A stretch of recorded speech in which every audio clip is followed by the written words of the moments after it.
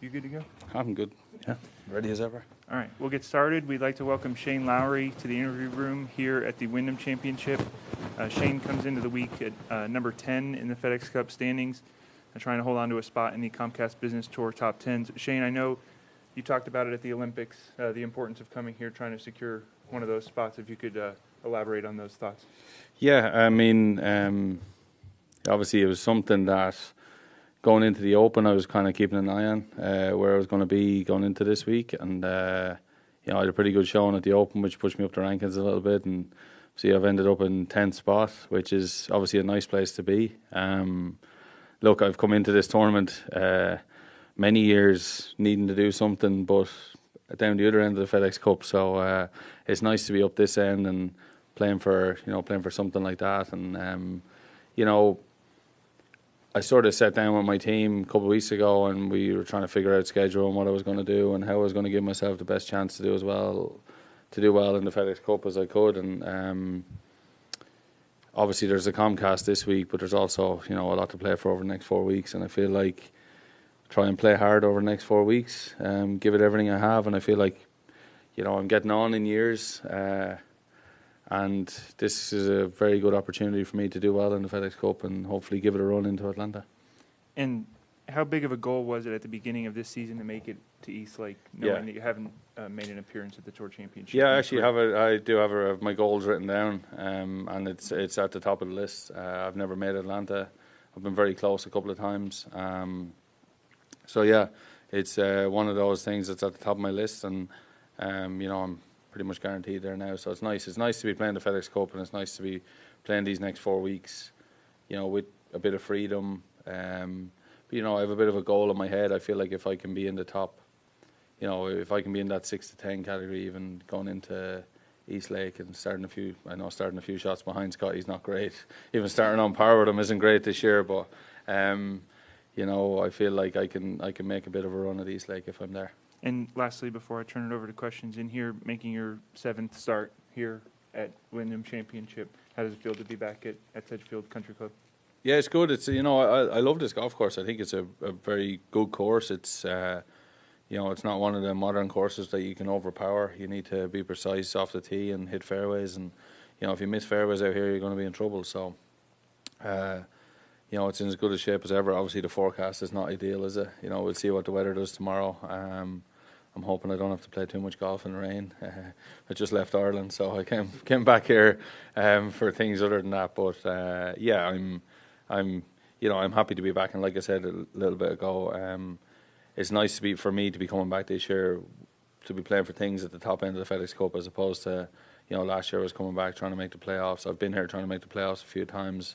I've been here playing for other things, so it's nice to be back at that end of the FedEx Cup.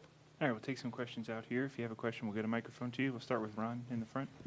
Shane, you were in Paris last week, and it felt like that was a big moment, the week, and particularly Sunday, for golfing the Olympics, what it meant to you guys, what it means to everybody else. Did you sense that, and how do you see it changing, where it stands in sort of the hierarchy?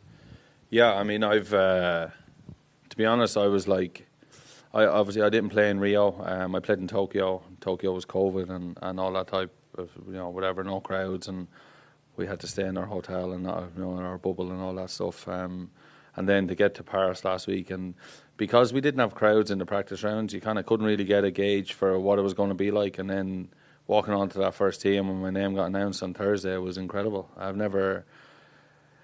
there's very few tournaments that is at that level. And honestly, it felt like one of the biggest tournaments in the world. It really did. And I think it was an amazing week for golf. And it was an amazing week for golf in the Olympics. And I think it'll grow going forward. And, you look at, obviously, we had a great podium as well, which helps, and great people to help promote the game as well. So, I think... as regards golf in the Olympics, I think it should be here to stay. And I think for me personally, it was, some of the best 10 days of my career, from carrying the flag for Ireland, the opening ceremony, to, going out there and playing for my country with, a lot of Irish people out there. A lot of Irish people travelled to support myself and Rory last week, and it didn't go unnoticed. So, it was an amazing 10 days. And, sort of when I look back on it, it'll be something that I'll remember. I was very disappointed that I couldn't do a better job, but the whole experience itself, I really enjoyed it. Other questions? Kevin? Were there any athletes you met from other sports for the first time last week that you particularly enjoyed, like had a good conversation with?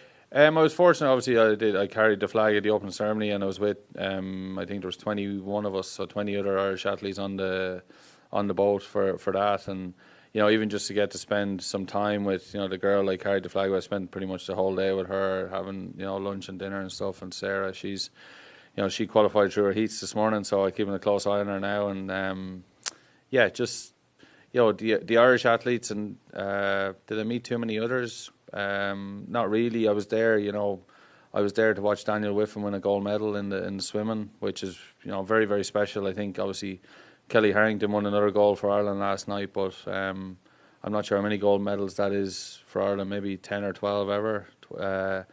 Daniel's might have been the 12th ever.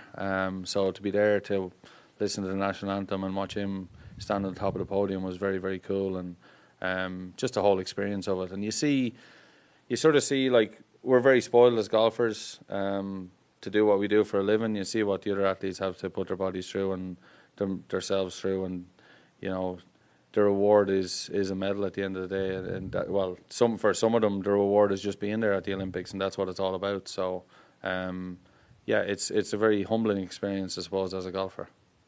And when you think of this week and the kind of conditions aren't looking too, is there any, do you follow the weather forecast and try to think about what it might be and, do any preparations to play in the rain, or is that something that you do it so much that it doesn't really matter? You kind of look at the forecast and you see what it's going to do, and you kind of, when you see what it's going to be like tomorrow, you're hoping it's going to be something else. But I'm just hoping not to have to play too much golf in the rain, whether that means it be cancelled for a few hours or something like that. It certainly can make a difference to your tournament. But I'm well equipped to play in the rain if I have to. I've done it plenty of times, and it's just not where you're used to coming to Greensboro. You're used to 100 degrees and ball going far, and the course playing firm and fast. But it is what it is, and it'll be the same for everyone out there tomorrow.